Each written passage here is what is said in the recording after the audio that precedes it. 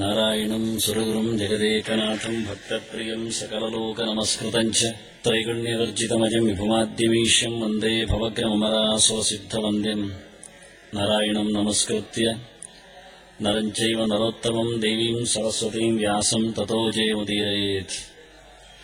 ಧರ್ಮಕ್ಷೇತ್ರೇ ಕುರುಕ್ಷೇತ್ರೇ ಸಮವೇತಾಯುತ್ಸವಃ ಮಾಮಕಾಃ ಪಾಂಡವಾಶ್ಚೈವ ಕಿಮಕುರ್ವತ ಸಂಜಯ. ಶ್ರೀ ಗುರುಭ್ಯೋ ನಮಃ. ಪಶ್ಯೈತಾಂ ಪಾಂಡುಪುತ್ರಾಣಾಂ ಆಚಾರ್ಯ ಮಹತೀಂ ಚಮೂಂ ವ್ಯೂಢಾಂ ದ್ರುಪದಪುತ್ರೇಣ ತವ ಶಿಷ್ಯೇಣ ಧೀಮತ. ರಾಜಠೀವಿಯಿಂದ ಬಂದ ದುರ್ಯೋಧನ ಗುರುಗಳ ಹತ್ತಿರ ಹೇಳ್ತಾ ಇದ್ದಾನೆ. ರಾಜ ವಚನಮಬ್ರವೀತ್ ಅಂತ ಹಿಂದಿನ ನುಡಿಯಲ್ಲಿ ಬಂದಿದೆ. ಇದು ಪುರಾಣದ ಇತಿಹಾಸದ ಕ್ರಮ. ಹಿಂದಿನ ಮಾತಿನಲ್ಲಿ ಹೇಳಿದ ಅಂತ ಬಂದರೆ ಮತ್ತೆ ಹೇಳಿದ ಅಂತ ಬರೆಯುವುದಿಲ್ಲ ಅವರು. ಅದರಿಂದ ಇಲ್ಲಿ ದುರ್ಯೋಧನ ಉವಾಚ ಅಂತ ಇಲ್ಲ. ನಿಜವಾಗಿ ಹೇಳಿದ ಅಂತಾದರೆ ದುರ್ಯೋಧನ ಉವಾಚ ಅಂತ ಬರೆಯುವುದಿಲ್ಲ.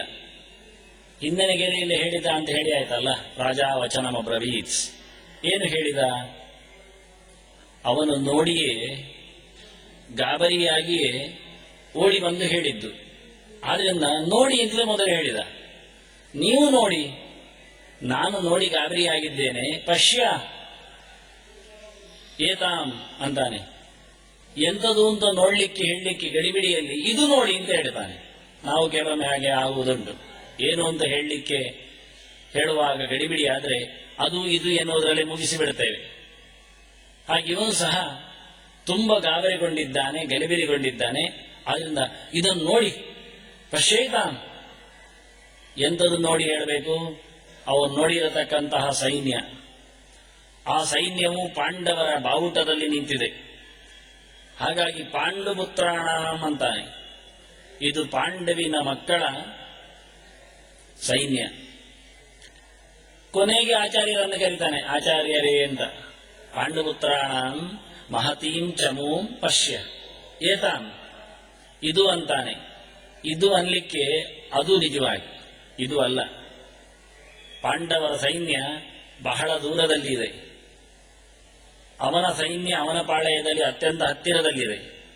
ಅದು ದ್ರೋಣ ಹತ್ತಿರ ಬಂದು ಮಾತಾಡ್ತಾ ಇದ್ದಾಗ ಅವನಿಗೆ ಕಾಣುವಂಥದ್ದು ಅವರ ಸೈನ್ಯ ಆಗಬೇಕು. ಅವನು ಗಡಿಬಿಡಿಯಲ್ಲಿ ಈ ಸೈನ್ಯ ನೋಡಿ ಅಂತಾನೆ. ಈ ಸೈನ್ಯ ಅಂದ್ರೆ ಆ ಸೈನ್ಯ, ಸಂಸ್ಕೃತದ ಸೊಬಗೋದು.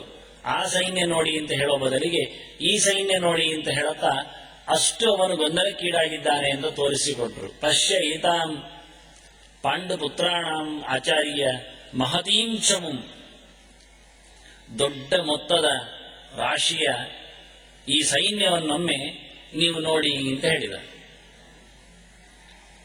ದೊಡ್ಡ ಸೈನ್ಯ ಅಂತ ಶಬ್ದದಲ್ಲಿ ಹೇಳಿದ ಮಹತೀಂ ಅಂತ. ಆದರೆ ಚಮು ಶಬ್ದವನ್ನು ಹೇಳುವ ಮೂಲಕ ಸೈನ್ಯದ ಅಂಶವನ್ನು ಕಮ್ಮಿ ಮಾಡಿದ. ಸೈನ್ಯದ ದೊಡ್ಡ ರಾಶಿಯನ್ನು ಗುರುತಿಸುವ ಶಬ್ದ ಅಕ್ಷೋಹಿಣಿ. ನಿನ್ನೆ ಹೇಳಿದೆ ನಾನು.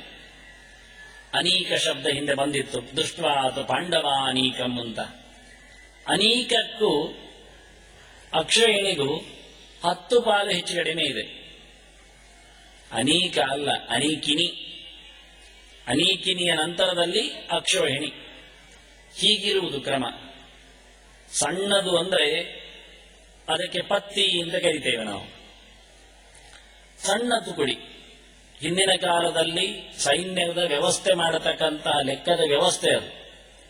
1 ಆನೆ, 1 ರಥ, 3 ಕುದುರೆ, 5 ಕಾಲಾಳು ಇದ್ರೆ ಒಂದು ಸಣ್ಣ ತುಕುಡಿ. ಇದಕ್ಕೆ ಪತ್ತಿ ಅಂತ ಹೆಸರು. ಏಕಭೈಕ ರಥ ತ್ರೇಕ್ಷರ ಪಂಚಪದಾಧಿಕ ಪತ್ತಿ ಅಂತ. 1 ಆನೆ ಅಂದರೆ 1 ಆನೆ. ಅದರ ಮೇಲೆ ಹೊಡೆಯುವವ ಒಬ್ಬ, ಆ ಆನೆಯನ್ನು ನಿಯಂತ್ರಿಸುವವ ಇನ್ನೊಬ್ಬ. ಹೀಗೆ 2 ಜನ ಅಲ್ಲಿ ಆಗ್ತದೆ. 1 ಆನೆ ಅಂದರೆ 2 ಜನ ಕೂಡಿಸು 1 ಆನೆ. 1 ರಥ ಅಂದರೆ ಹೋರಾಡುವವ ರಥಿಕ ಒಬ್ಬ, ಎದುರಲ್ಲಿ ಗಾಡಿ ಬಿಡುವವ ಸಾರಥಿ ಇನ್ನೊಬ್ಬ. ಹಿಂದೆ ಅಸ್ತ್ರ ಶಸ್ತ್ರಗಳನ್ನೆಲ್ಲ ಎತ್ತಿಕೊಡುವ ಮತ್ತೊಬ್ಬ. 2 ಚಕ್ರದ ರಥ ಅದು ಯಾವಾಗಲೂ. ಆ 2 ಚಕ್ರವು ಎಲ್ಲಿಯಾದ್ರೂ ಮುರಿದು ಬೀಳದಂತೆ, ಅದಕ್ಕೇನಾದ್ರೂ ಅಡ್ಡ ಬಂದ್ರೆ ಅದನ್ನು ದೂಡಿಕೊಂಡು ಹೋಗ್ಲಿಕ್ಕೆ ನೋಡಿಕೊಳ್ಳಿಕ್ಕೆ 2 ಚಕ್ರ ರಕ್ಷಕರು. ಹೀಗೆ ಒಟ್ಟು 5 ಜನ. ಒಂದು ರಥ ಅಂದ್ರೆ 5 ಜನ, ಒಂದು ಆನೆ ಅಂದ್ರೆ 2 ಜನ, ಮತ್ತೆ 3 ಕುದುರೆ. 3 ಕುದುರೆಯಲ್ಲಿ 3 ಜನ, ಒಂದೊಂದರಲ್ಲಿ ಒಬ್ಬೊಬ್ಬನೇ, ಇಬ್ಬರಿಬ್ರು ಇರುವುದಿಲ್ಲ. ಬಹಳ ಅಪರೂಪಕ್ಕೊಮ್ಮೆ ಯುದ್ಧ ಆಗುವಾಗ ಅವನದ್ದು ಕುದುರೆ ಸತ್ತು ಬಿಟ್ರೆ ತನ್ನ ಪಾಳೆಯದ್ದೇ ಆದ್ರೆ ಇವನಲ್ಲೇ ಹತ್ತಿಸಿಕೊಂಡು ಅವರು ತಿರುಗಿ ಯುದ್ಧ ಮಾಡುದು, ಇವ ಎದುರು ಯುದ್ಧ ಮಾಡುದು. ಹೀಗೆಲ್ಲ ಬಹಳ ಅಪರೂಪದಲ್ಲಿ ಮಾಡ್ತಾರೆ, ಅದು ಲೆಕ್ಕ ಅಲ್ಲ. ಅದರಿಂದ 3 ಕುದುರೆ ಅಂದ್ರೆ 3 ಜನ, ಒಂದು ರಥ ಅಂದ್ರೆ 5 ಜನ, ಒಂದು ಆನೆ ಅಂದ್ರೆ 2 ಜನ. ಆನೆ ಕುದುರೆ ಸೇರಿ ಪ್ರಾಣಿಗಳಲ್ಲಿ 2 ಆಯ್ತು. ಅದರೊಟ್ಟಿಗೆ 5 ಕಾಲಾಳು ಪ್ರತ್ಯೇಕ. ಇಷ್ಟಕ್ಕೆ ಒಂದು ಸಣ್ಣ ತುಕಡಿ ಪತ್ತಿ ಅಂತ ಹೆಸರು. ಪತ್ತಿಯ 3 ಪಟ್ಟು ಅಂದ್ರೆ ಇದಕ್ಕೆ ಗುಣಿಸು 3 ಮಾಡ್ಲಿಕ್ಕೆ ಮನೆಯಲ್ಲಿ ಎಲ್ಲ ಲೆಕ್ಕ ಮಾಡಿ ಸೇನಾಮುಖ ಅಂತ ಹೆಸರು. ಅದಕ್ಕೂ 3 ಪಟ್ಟಿಗೆ ಮತ್ತೆ 3ರಿಂದ ಗುಣಿಸಿದಾಗ ಬರುವಂತದ್ದಕ್ಕೆ ಗುಲ್ಮ ಅಂತ ಹೆಸರು. ಅದಕ್ಕೂ 3ರಿಂದ ಗುಣಿಸಿದ್ರೆ ಗಣ ಅಂತ ಹೆಸರು. ಮತ್ತೆ 3ರಿಂದ ಗುಣಿಸಿದ್ರೆ ವಾಹಿನಿ ಅಂತ ಹೆಸರು. ಮತ್ತೆ 3ರಿಂದ ಗುಣಿಸಿದ್ರೆ ಪೃತನ ಅಂತ ಹೆಸರು. ಮತ್ತು 3ರಿಂದ ಗುಣಿಸಿದ್ರೆ ಇವತ್ತಿನ ಶ್ಲೋಕದ್ದು ಸಿಗ್ತದೆ, ಚಮು ಅಂತ ಹೆಸರು. ಅದಕ್ಕೂ 3ರಿಂದ ಗುಣಿಸಿದ್ರೆ ನಿನ್ನೆ ಶ್ಲೋಕದ ಒಂದು ತುಂಡು ಬೇಕಾದ್ರೆ ಅನೀಕ ಅಂತ, ಅನೀಕಿನಿ. ಅದಕ್ಕೆ 3ರಿಂದ ಗುಣಿಸುವುದಲ್ಲ, ಒಮ್ಮೆಲೆ 1 0 ಹಾಕಿ ಬಿಡುದು. 10ರಿಂದ ಗುಣಿಸುವುದು, ಅದು ಅಕ್ಷರೇಣಿ ಅಷ್ಟೇ. ಇಲ್ಲಿಗೆ ಮುಗಿಯಿತು. ಅದನ್ನ ಅಕ್ಷರೇಣಿ ಸಂಖ್ಯೆ ಎಷ್ಟು ಅಂತ ಗೊತ್ತಾಯ್ತು. ಅನೇಕ ಶಬ್ದಕ್ಕೆ 2 ಅರ್ಥ ಇದೆ. ಸೈನ್ಯ ಅಂತಲೂ ಇದೆ, ಯುದ್ಧ ಅಂತಲೂ ಅರ್ಥ ಇದೆ. ಆದ್ರಿಂದ ದುರ್ಯೋಧನ ನೋಡಿದಾಗ ಯುದ್ಧವನ್ನೇ ನೋಡಿಬಿಟ್ಟ. ರಣಾಂಗಣದಲ್ಲಿ ತುಂಬಿದ ಅಷ್ಟು ಸೈನ್ಯ ಮಾತ್ರ ಕಂಡದ್ದಲ್ಲ ಅವನಿಗೆ. ದುಷ್ಟವಾತು ಪಾಂಡವಾನೀಕಂ, ಪಾಂಡವರ ಯುದ್ಧ ಸನ್ನದ್ಧಿಯನ್ನೇ ಕಂಡು ಹೆದರಿ ಹೋದ. ಇವತ್ತು ಆಚಾರ್ಯರ ಹತ್ರ ಹೇಳ್ತಾನೆ, ಆಚಾರ್ಯರೇ ಕರೀತಾನೆ, ನೋಡಿ ಅಲ್ಲಿ ನೋಡಿ ಅಂತಾನೆ. ಅಲ್ಲಿ ಅಲ್ಲ, ಇಲ್ಲಿ ನೋಡಿ ಅಂತಾನವ. ಹೇಳಬೇಕಿತ್ತು ಹಾಗೆ ಗಡಿಬಿಡಿಯಲ್ಲಿ ಇಲ್ಲಿ ನೋಡಿ. ಪಶ್ಯೇತಾಂ ಪಾಂಡುಪುತ್ರಾಣಂ ಆಚಾರ್ಯ ಮಹವಿಂಚಮು, ಪಾಂಡವಿನ ಮಕ್ಕಳ ಎಷ್ಟು ದೊಡ್ಡ ದಂಡು ನೋಡಿ ಅಂತಾನೆ. ಚಮು ಅಂದ್ರೆ ಎಷ್ಟು ದೊಡ್ಡದು ಗೊತ್ತು ನಮಗೆ, ಎಷ್ಟು ಸಣ್ಣದಿತ್ತು ಅಂತ. ಆದ್ರೆ ಇವು ಹೇಳುವಾಗ ದೊಡ್ಡದು ಹೇಳಿಬಿಟ್ಟ. ಸಣ್ಣ ಅಂಶವನ್ನೇ ದೊಡ್ಡದು ಮಾಡಿದ.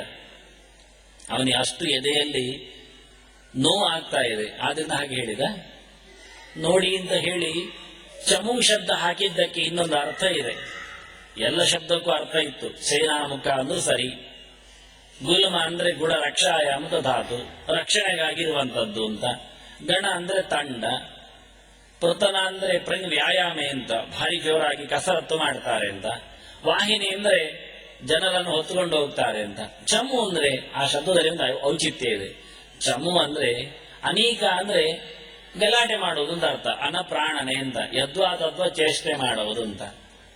ಆದ್ರೆ ಚಮು ಎನ್ನುವುದಕ್ಕೆ ಅದು ಅರ್ಥ ಅಲ್ಲ. ಚಮು ಅಂದ್ರೆ ಚಮು ಅದನೆ ಅಂತ, ತಿಂದು ಬಿಡುವುದು ಅಂತ. ಅದನ್ನ ಆಚಮನ ಶಬ್ದ ಉಂಟು ನಮಗೆ, ಅದು ಗೊತ್ತುಂಟು ಅಷ್ಟೇ, ಅದರದ್ದೇ ತುಂಡಿದು.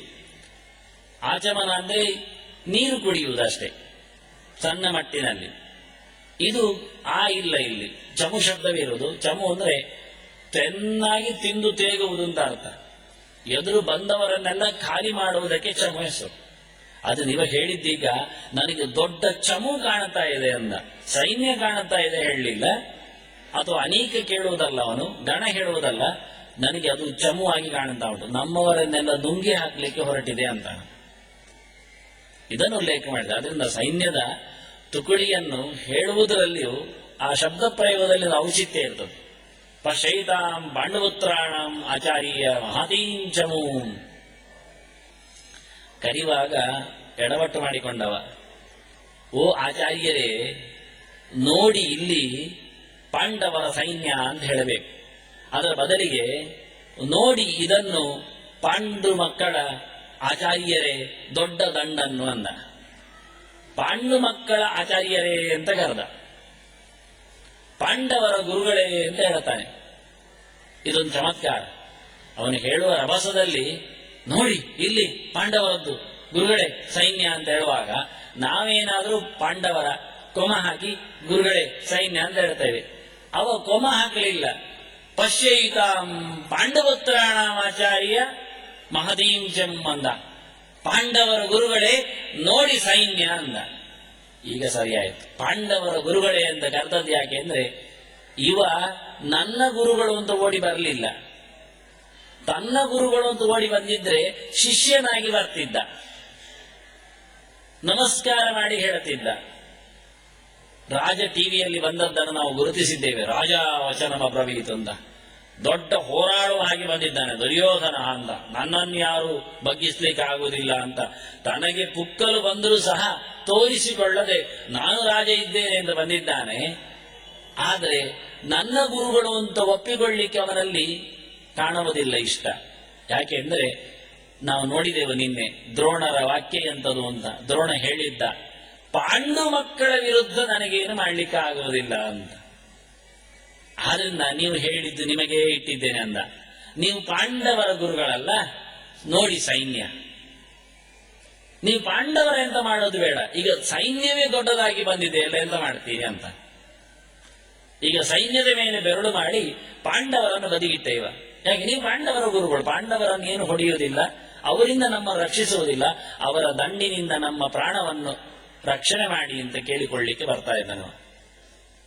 ಇವನಿಗೆ ಒಳಗಿಂದ ಯೋಚನೆ ಉಂಟು, ಇವರು ಗುರುಗಳು, ನಮಗೂ ಗುರುಗಳೇ, ಆದರೆ ಪಾಂಡವರಿಗೆ ಹೆಚ್ಚು ಗುರುಗಳು. ಮೊದಲೇ ಹೇಳಿದ್ದ ದ್ರೋಣ ಬರುವಾಗಲೇ, ನಾನು ಹೇಳಿಕೊಡುತ್ತೇನೆ ವಿದ್ಯೆ, ನಾನು ಕೆಲಸ ಮಾಡಿಕೊಡುತ್ತಾರಾ ಕೇಳ್ತಾನೆ. ಯಾರು ಹೇಳಿ ಅಂತ. ಯಾರು ಹೇಳಲಿಲ್ಲ ಅವರ ಕೆಲಸ ಮಾಡುತ್ತೇನೆ ಅಂತ. ಆಗ ಭೀಮಣ್ಣನನ್ನು ನೋಡ್ತಾನೆ ಅರ್ಜುನ, ಅಣ್ಣ ಎಂತ ಅಂದ. ಕೈ ಎತ್ತು, ನಾನಿದ್ದೇನೆ ಅಂದ. ಸರಿ, ಅರ್ಜುನ ಕೈ ಎತ್ತಿದ, ನಾನು ಮಾಡಿಕೊಡ್ತೇನೆ ಅಂದ. ಹಾಗಾಗಿ ಅರ್ಜುನನಿಂದ ದ್ರುಪದನನ್ನು ಬಗ್ಗಿಸಿ ದ್ರೋಣರು ತನಗಾದ ಅವಮಾನವನ್ನು ಪರಿಮಾರ್ಜನೆ ಮಾಡಿಕೊಡುತ್ತಾರೆ. ಇದರಿಂದ ಅರ್ಜುನನ ಮೇಲೆ ಹೆಚ್ಚು ಇಷ್ಟ. ಅರ್ಜುನನನ್ನು ಎಲ್ಲರಿಗಿಂತ ಮಿಗಿಲಾಗಿಸ್ತೇನೆ ಅಂತ ಹೇಳಿ ಮಾಡಿಕೊಟ್ಟಿದ್ದಾನೆ. ಅಷ್ಟೇ ಅಲ್ಲದೆ ತನ್ನ ಮಗನನ್ನು ಅಶ್ವತ್ಥಾಮನನ್ನು ಅರ್ಜುನನಿಗೆ ಮಿತ್ರ ಅಂತ ಕೊಟ್ಟಿದ್ದಾನೆ. ದುರ್ಯೋಧನನ ಮನೆಯಲ್ಲೇ ಅಶ್ವತ್ಥಾಮ ಇದ್ರು, ಅವನು ಅರ್ಜುನನ ಖಾಸ ಮಿತ್ರ. ಅವನ ಅಪ್ಪ ಹೇಳಿದ ಹಾಗೆ ಅರ್ಜುನನಿಂದಾಗಿ ಎಲ್ಲ ಪಾಂಡವರು ದ್ರೋಣನಿಗೆ ಭಾರಿ ಇಷ್ಟ. ದ್ರೋಣರು ಹಸ್ತಿನಪುರದಲ್ಲಿ ಗುರುಸ್ಥಾನಕ್ಕೆ ಸೇರಲಿಕ್ಕೆ ಕಾರಣ ಧರ್ಮರಾಜನ ಉಂಗುರ ಮೇಲೆ ತೆಗೆದುಕೊಟ್ಟದ್ದು. ಅದರಿಂದ ಭೀಷ್ಮರಲ್ಲಿ ಮಾತಾಡಿ ದ್ರೋಣರನ್ನು ಪಾಠ ಮಾಡುವಂತೆ ಮಾಡಿ ಅರಮನೆಯಲ್ಲಿ ಊಟಕ್ಕೆ ಅವನನ್ನು ಸೇರಿಸಿದ್ದು, ವ್ಯವಸ್ಥೆ ಮಾಡಿದ್ದು ಪಾಂಡವ. ದ್ರೋಣ ಹೇಳುತ್ತಾನೆ, ಚೆಂಡು ತೆಗೆಸಿಕೊಟ್ಟೆ, ಉಂಗುರ ತೆಗೆದುಕೊಡಬೇಕಾದ್ರೆ ನನಗೆ ಊಟದ ವ್ಯವಸ್ಥೆ ಆಗಬೇಕು ಅಂತ. ಧರ್ಮರಾಜ ಹೇಳಿದ, ನಾನು ಮಾಡಿಸ್ತೇನೆ ಅಂತ. ಅವನ ಅಪ್ಪನ ಆಸ್ತಿ ಅದು, ಪಾಂಡು